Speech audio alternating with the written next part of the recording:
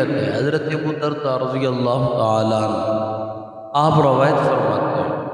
آپ فرماتے ہیں کہ حضور نبی پاک صلی اللہ علیہ وآلہ وسلم نے فرمایا جو بندہ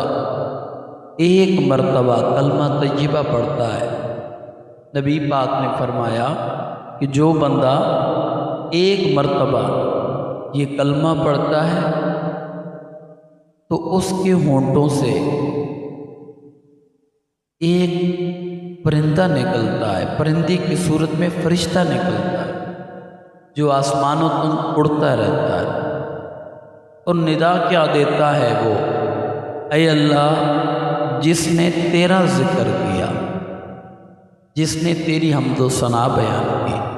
جس نے تیری پاکی بیان کی ہے، مولا تو اسے پاک کر دے، اسے معاف فرما دے، اس کے گناہوں کو معاف کر دے۔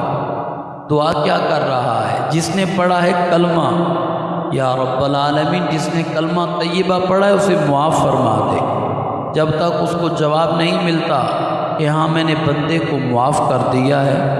تو وہ فرشتہ اس وقت تک اڑتا رہتا ہے، آسمانوں تک جا کے اڑتا رہتا ہے، اڑتا رہتا ہے۔ تو یہ مقام کہاں سے اور کس وجہ سے؟ یہ صرف کلمہ پڑھنے سے، یہ کلمہ طیبہ لا الہ الا اللہ محمد الرسول اللہ صلی اللہ علیہ وآلہ وسلم افضل الذکر، جو ذکر ہے افضل ہے۔ حضرت علی پاک فرماتے ہیں روایت کہ آپ نبی پاک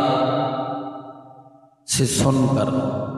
آپ فرماتے ہیں کہ میں نے کریم نبی سے سنا ہے کہ حضرت جبریل امین فرماتے ہیں کہ روئے زمین کے اوپر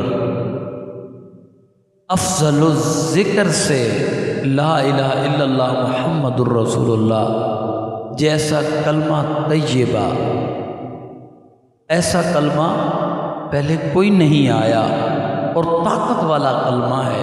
اور شانوں والا ہے۔ یہ وہ کلمہ طیبہ ہے جو کل قیامت